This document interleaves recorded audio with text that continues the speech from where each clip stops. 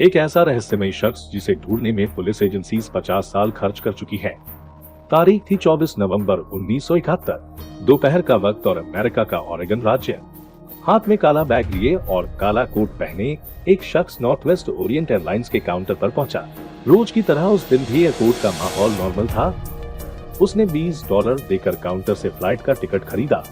वहां उसने अपना नाम डैन कूपर बताया। यह नाम उसका असली नाम था कि नहीं, यह किसी को भी नहीं पता था। उसने अपने लिए सिएटल जाने वाले प्लेन की टिकट ली। टिकट लेकर वो शख्स अपने फ्लाइट बोइंग 727 की ओर बढ़ा। उसे जहाज के सबसे पीछे वाली सीट मिली थी। उसने अपना बैग अपने पास ही रखा। कूपर ने एक ड्रिंक ऑर्डर की।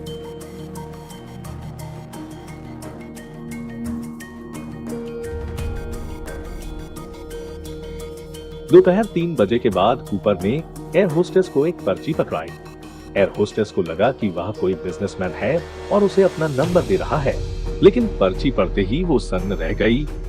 उस कागज के टुकड़े पर लिखा था, मेरे पास बॉम्ब है।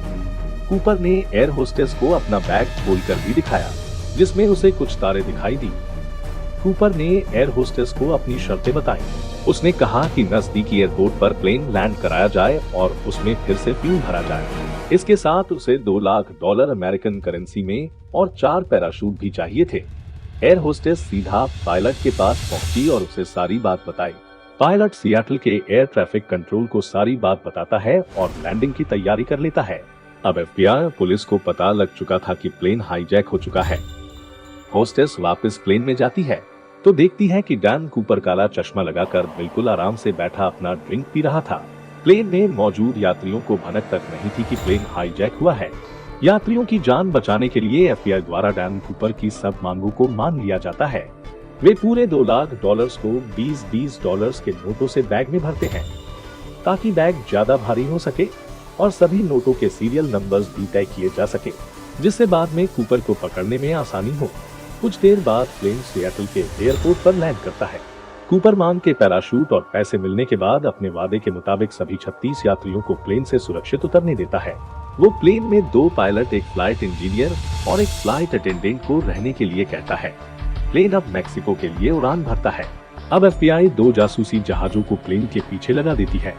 उड़ान के दौरान पायलट बताता है कि प्लेन में मैक्सिको पहुंचने जितना ईंधन नहीं है, तो कूपर प्लेन को नेवाडा की तरफ ले जाने को कहता है और प्लेन को 10,000 फुट की ऊंचाई में 185 किलोमीटर प्रति घंटे की रफ्तार से कम उड़ाने को कहता है।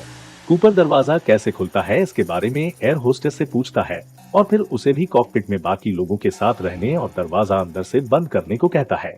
10:15 पर प्लेन निर्धारित एयरपोर्ट पर लैंड करता है और प्लेन को पुलिस और FBI द्वारा चारों तरफ से घेर लिया जाता है। लेकिन कुछ ही देर में उन्हें पता चल जाता है कि डैन कूपर प्लेन से गायब है।